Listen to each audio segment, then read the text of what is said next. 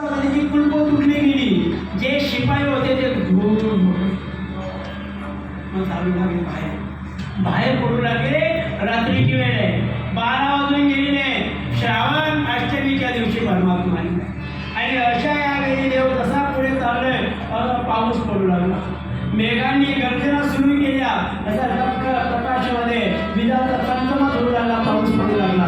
देवाच्या डोळ्यावर पाऊस पडतं, देव भिजल आणि म्हणून तो माझा स्वामी आहे याकरता शेषानं त्या नारायणाला मंद मंद पडे पाऊस वरी छाया घरी शेष. पुढे चालले. आता नंदाचं घर आहे गोकुळ गाव आहे, मथुरा शहर आहे. त्या शहरातून गावाकडे जाताना लागली एक नदी, जिचं नाव आहे कालिंदी, जिचं नाव आहे यमुना, जी यमराजाची बहीण असून सूर्याची कन्या आहे, सद्य कन्या.